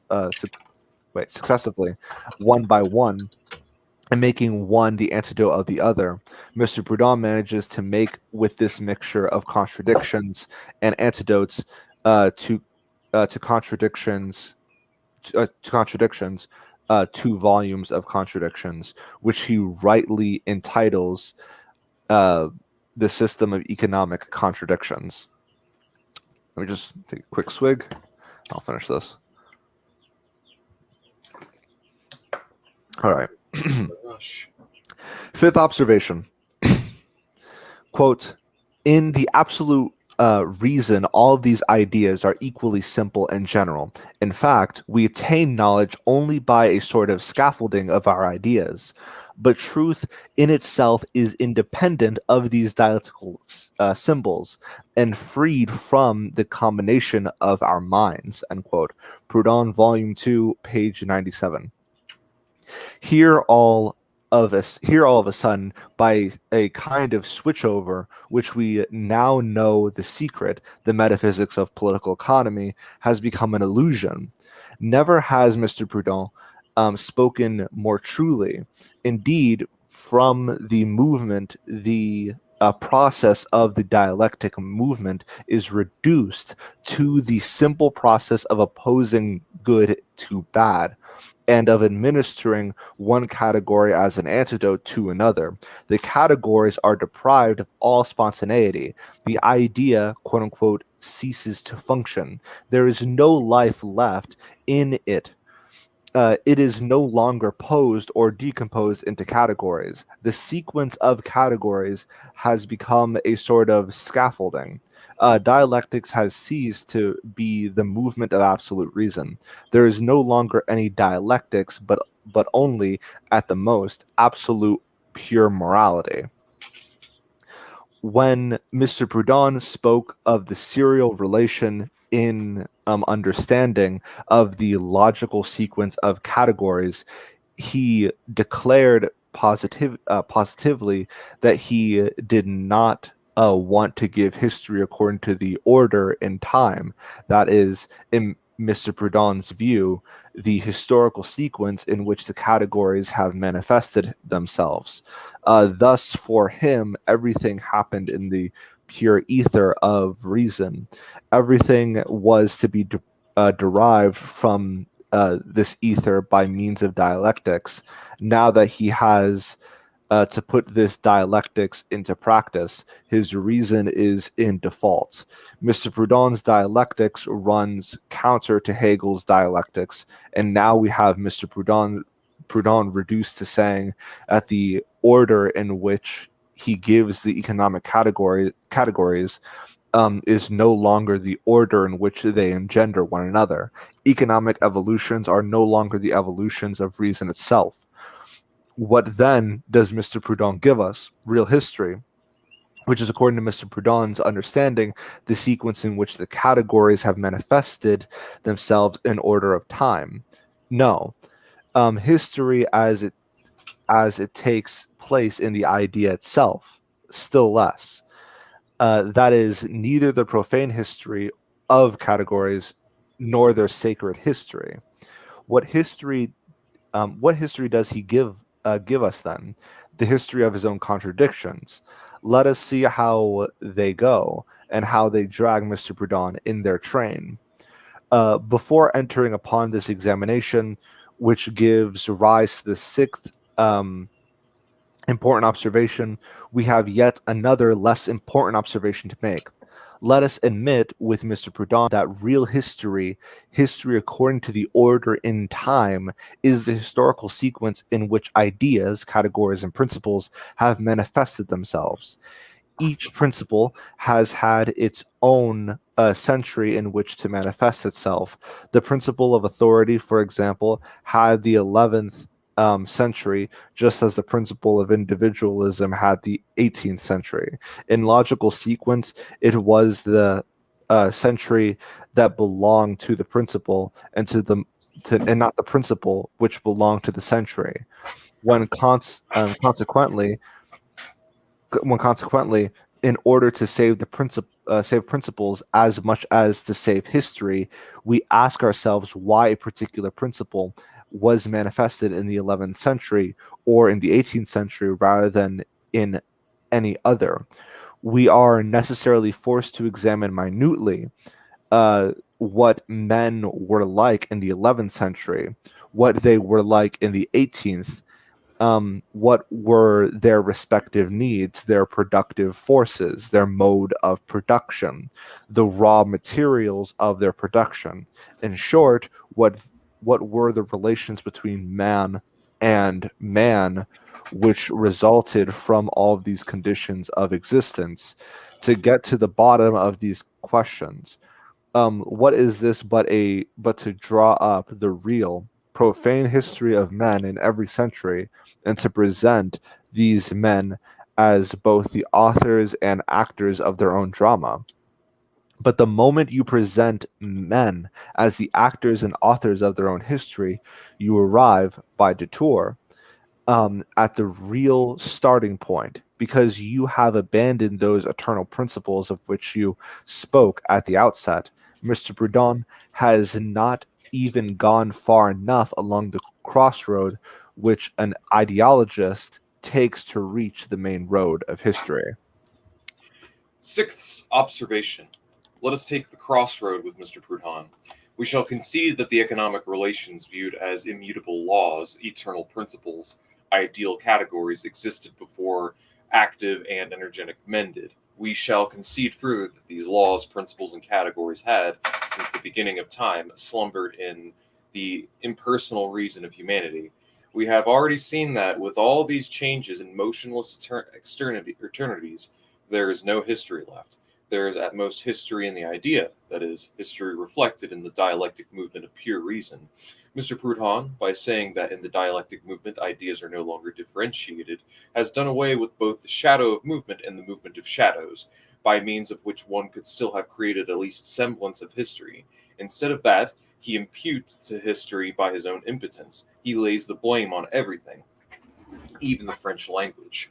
Quote, "It is not correct, then," says Mr. Proudhon, the philosopher, to say something appears, that something is produced.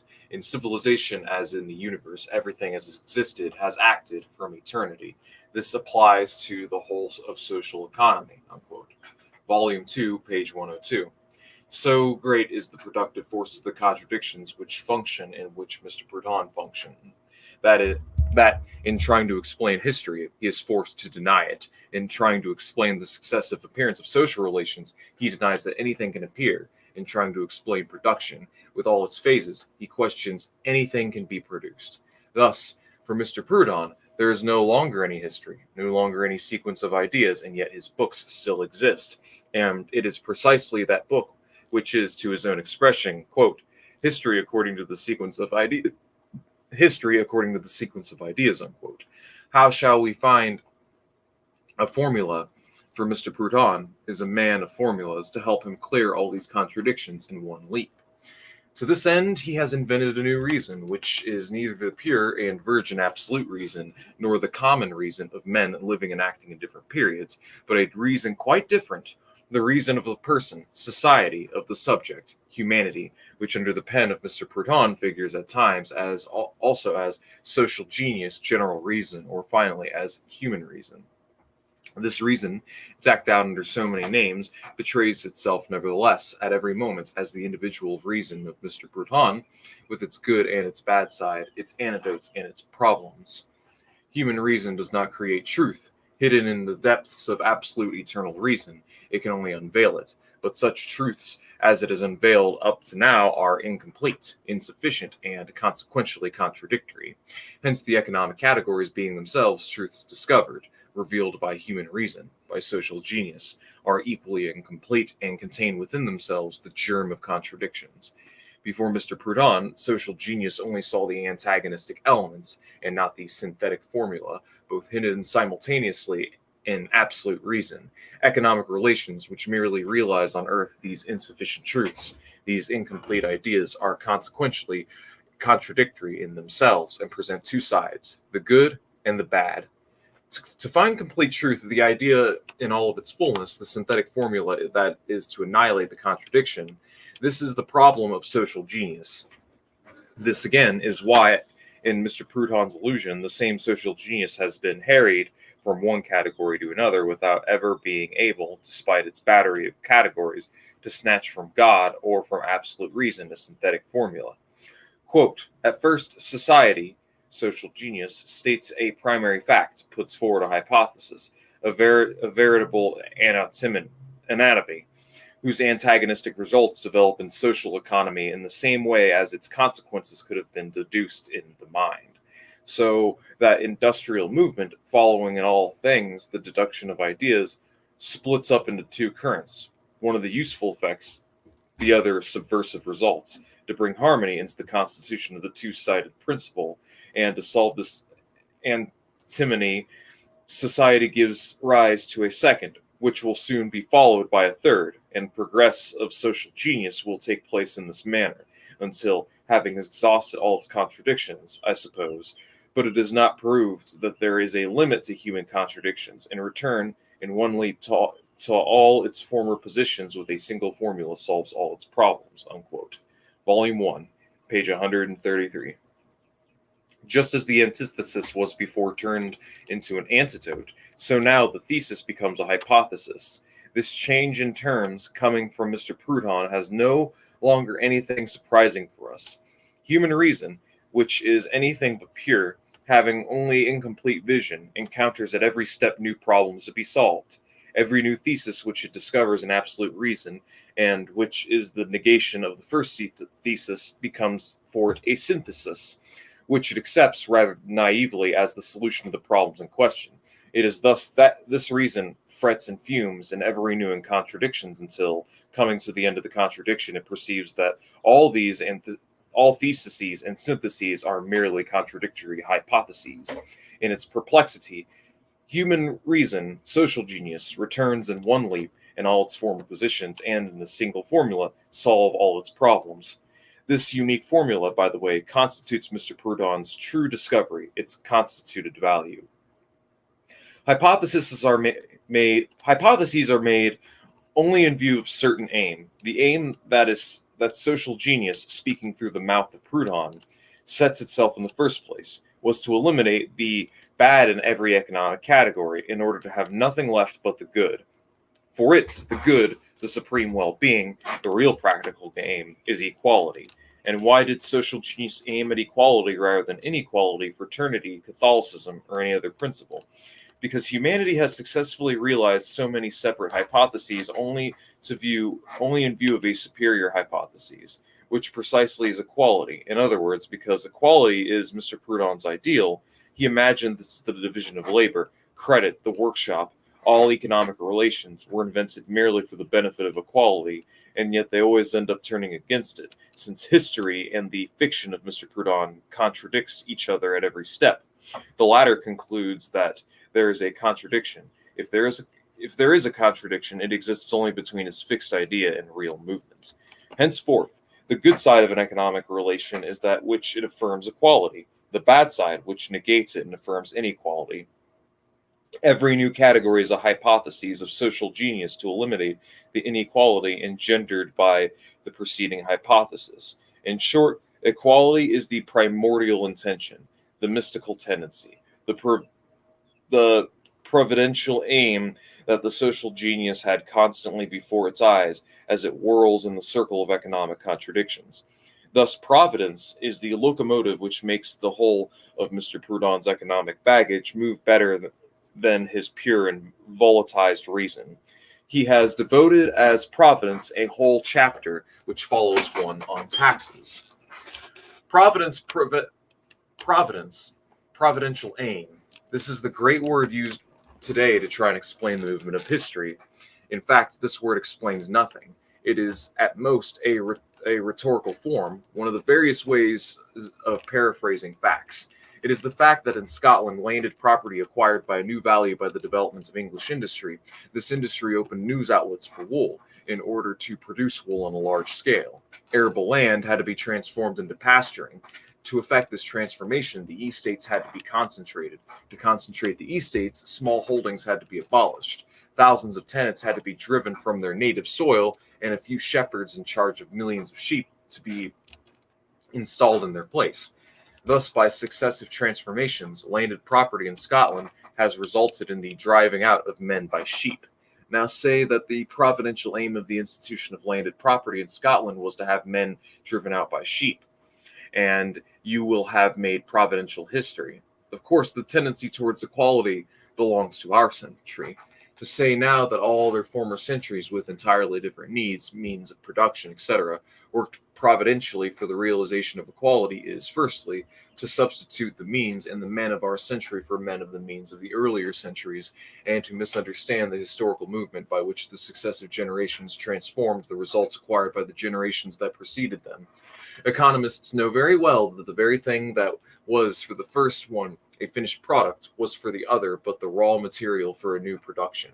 Suppose Mr. Proudhon does, that social genius produced, or rather improvised, the feudal lords with prudential aim of transforming the settlers into responsible and equally placed workers, and you will have effected a substitution of aims and of a person worthy of the providence that institution landed property in Scotland, in order to give itself the malicious pleasure of driving men out by sheep.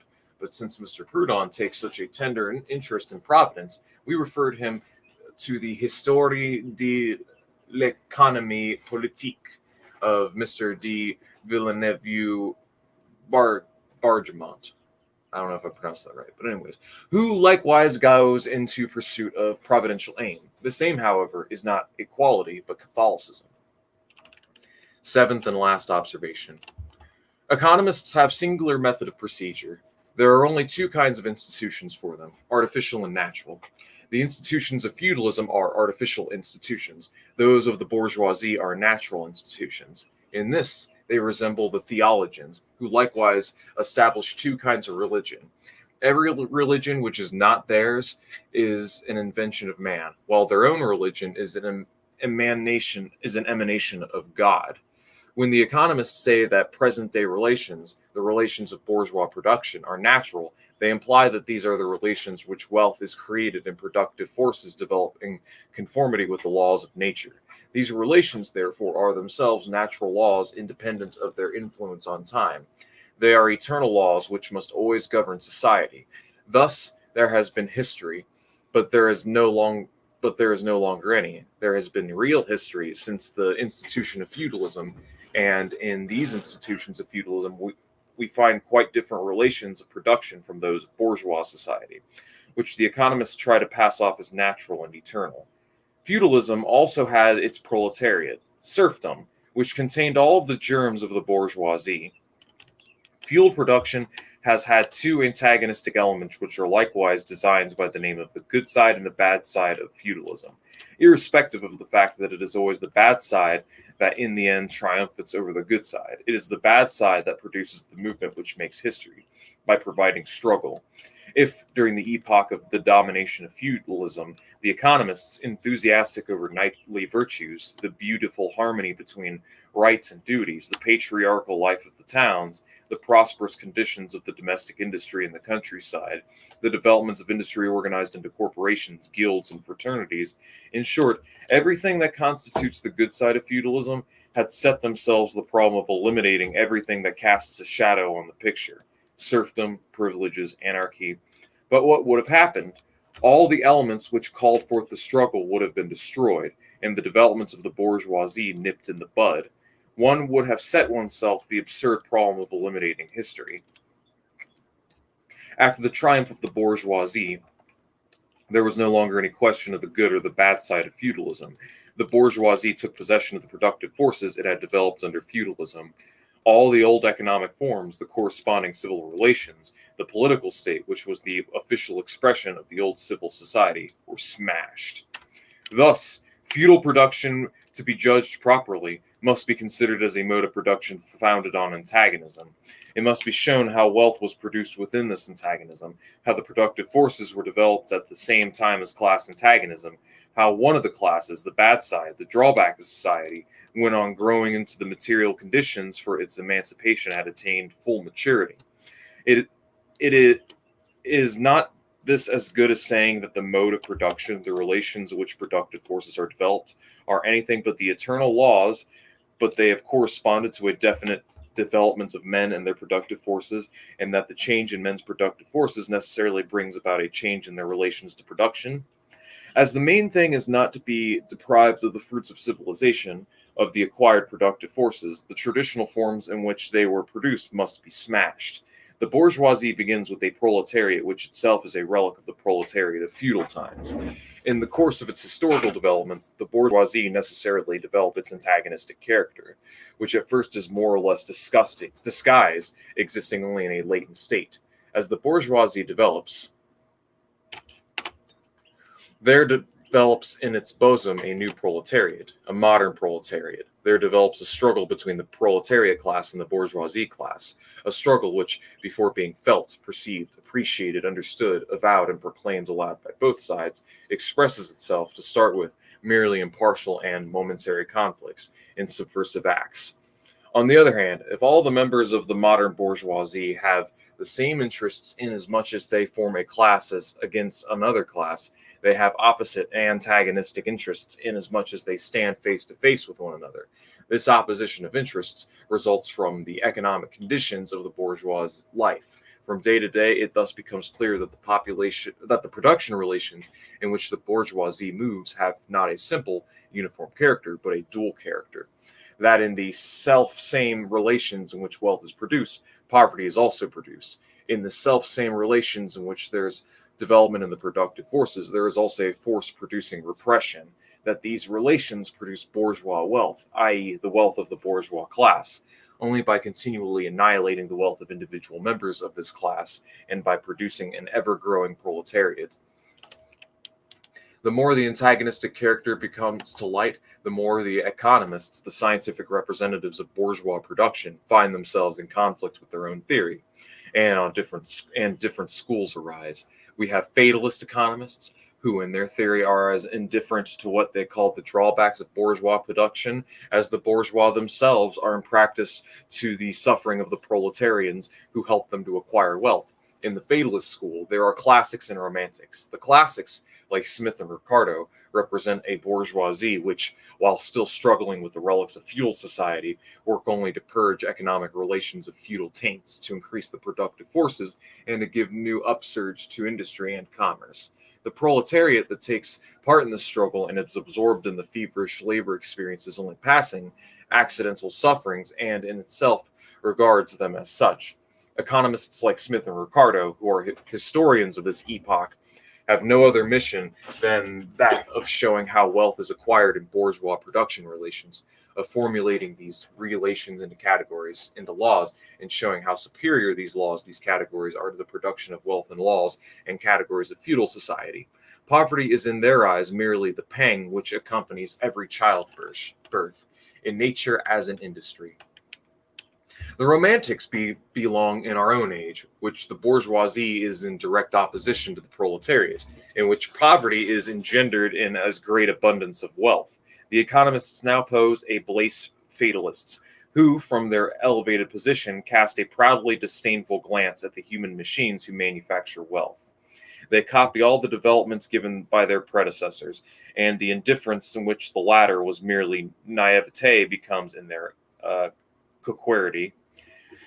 Next comes the Humanitarian School, which sympathizes with the bad side of present-day production relations. It seeks, by way of existing its conscience, to palliate even the slightly real contrasts. It sincerely deplores the distress of the proletariat, the unbridled competition of the bourgeoisie among themselves.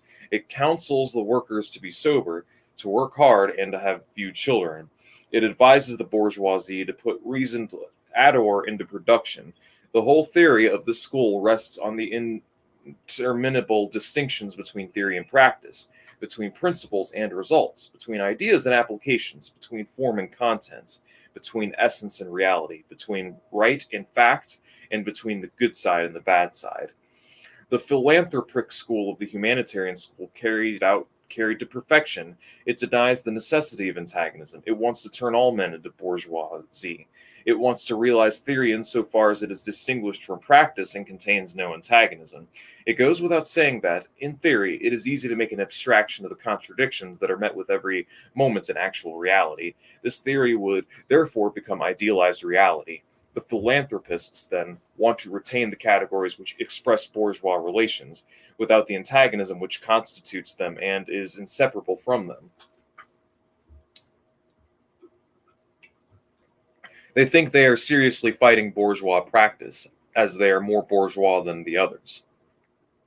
Just as the economists are the scientific representatives of the bourgeois class, so the socialists and communists are the theoreticians of the proletarian class. So long as the proletariat is not yet sufficiently developed to constitute itself as a class, and consequently as long as the struggle itself of the proletariat with the bourgeoisie has not yet assumed a political character, and the productive forces are not yet sufficiently developed in the bosom of the bourgeoisie itself to enable us to catch a glimpse of the material conditions necessary for the emancipation of the proletariat and for the formation of a new society, these theoreticians are merely utopians who, to meet the wants of the oppressed classes, improvise systems and go in search of regenerating science.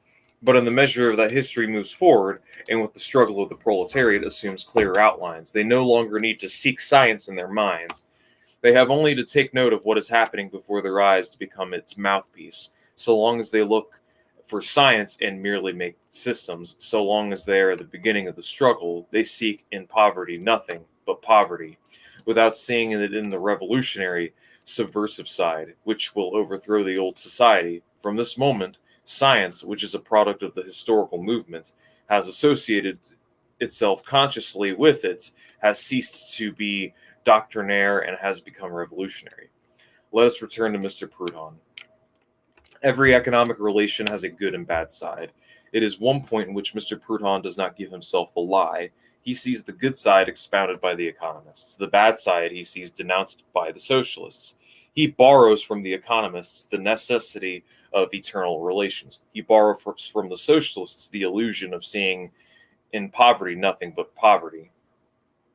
He is in agreement with both in wanting to fall back upon the authority of science. Science, for him, reduces itself to the slender proportions of a scientific formula. He is a man in search of formulas. Thus, it is that Mr. Proudhon flatters himself on having given a criticism of both political economy and communism. He is beneath them both, beneath the economists, since as a philosopher who has his elbow in a magic formula, he thought he could dispense with going purely economic detail, beneath the socialists because he has neither courage enough nor the insight enough to rise, be it even speculatively, of the bourgeois horizon. He wants to be the synthesis. He is a composite error. He wants to soar.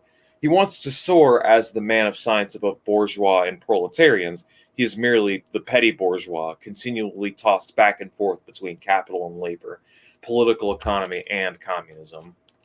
And I think that's a good stopping point. Let's see. Agreed. Division of labor and machinery. So yeah, doesn't really look like we have too much more. So we should be able to finish this in part 3 a week from now. Yeah, hopefully. Yeah, which is to be announced, by the way. So yeah, thanks for joining us for this reading.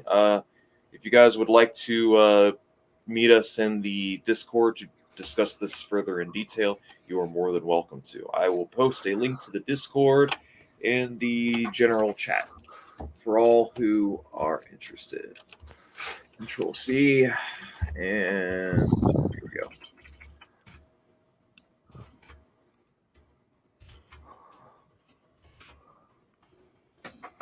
Yeah, and thank you for all who joined.